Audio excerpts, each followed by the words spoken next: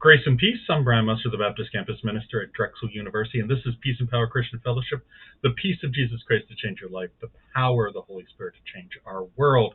And we are starting a brand new Bible study series come September 24th, Sunday nights at 5 in person in the JEMIC, and then also Monday nights at 7 on Zoom, and that information will be readily available in the comments in the description below. But this video is just going to go over what we will be talking about each week. Now, this is a tentative schedule. We may have to rearrange things, but I'm hoping that this schedule will stay intact throughout. So the first lesson will be worship in the big picture, and you can join us as we discuss the role of worship in the life of a committed follower of Jesus. Quite often with Peace and Power Christian Fellowship, we look at discipleship as a whole person process involving our choices, our thoughts, our feelings, our actions, and our relationships. We'll look at each of those processes through the lens of worship and how worship most often engages our soul in a positive manner, changing our affections and feelings from ones of despair to ones of hope by holding simple, not simplistic, but simple truths about God in our minds for an extended period of time, voicing those through our physical bodies and using what we produce with our strength to praise and worship God, and how that affects the entire human being. So that will be lesson 1. I probably won't go over as much detail each of the subsequent lessons, but lesson 2, looking at October 1st, what is worship? Join us as we define what worship really is. We'll look at a bunch of definitions of worship, and you will actually workshop through how you would define worship using some of these definitions as models or templates. We'll discuss what we like about the definitions, what we don't like about, and actually really think through what is worship. Quite often, a lot of us do worship every Sunday and often more times during the week. But what is it that we are actually doing? What do we do when we worship God? That we will think through in lesson 2. Then lesson 3, which will be on October 8th, worship in the Old Testament. We will examine the worship of the ancient Israelites, looking explicitly at the sacrificial system and what that actually was, and how sacrificing animals in the Old Testament, whether that was the tabernacle or the temple, how was that really worshiping God? What was going on there, and how do any of those principles apply to us as we choose to worship God in our modern times? Then we will look at lesson 4, worship in the New Testament. Join us as we examine the worship of the early church.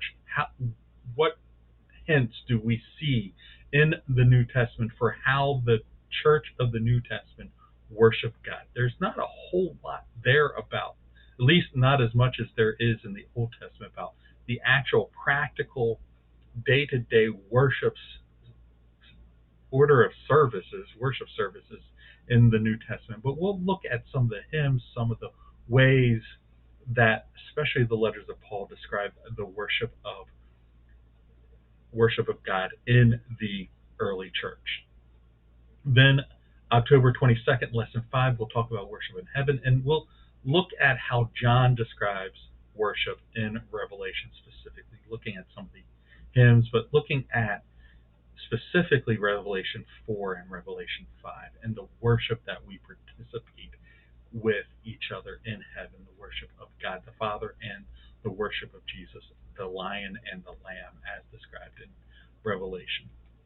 Then this one will actually be guest presenter Becca Gullidge will be leading us through how missions is an invitation to the world, to the nations throughout the world, to come and worship the God of Israel, and how that is part of the worship experience, is inviting others and encouraging others to worship God with us, especially those who don't know of the worship of God yet. Then this in November, I will be on a topic that I talk about a lot. That is worship. Can our worship, can our work be worship? How does what we do throughout the week connect to our worship and praise of God?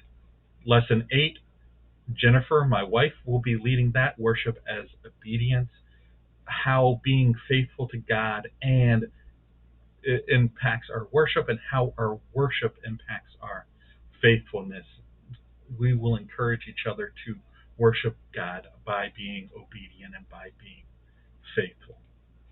In November 19th, right before Thanksgiving, we will look at praise and thanksgiving, praising God for who He is and thanking God for what He has done in our lives. That will be a very, very sort of relaxed and devotional lesson just leading up to the Thanksgiving holiday as we look at those things. Coming back from break, we will look at when to worship. This is kind of looking at Old Testament Jewish holidays, how their calendar was designed to accentuate their worship, and also helping us to prepare for the Advent season and the Christian calendar, the Christmas holiday season, and how we can use scheduled times to help us worship. We will even break it down to weekly ideas of the Sabbath and the Sunday morning gathering. But how does the calendar and the watch and the weekly schedule help us worship God? And then in the last one, we'll talk about where to worship, looking at sacred space, looking at having specific places where we go. Now, we know that the entire earth is the Lord's, and we can worship any place and anywhere, and we should. But how does having sacred space specifically set apart for the worship of God, accentuate and enhance our sense of worship? So that is the what is going on this fall term with the Peace and Power Sunday night conversations. We are looking at the reality of worship, what we do when we worship God. I hope you can join us for all or some of it. It will be great conversations that will hopefully help you follow Jesus better as you go about your everyday life here on planet Earth. Would love having this conversation with you. Looking forward to continuing it on this idea of worship in the near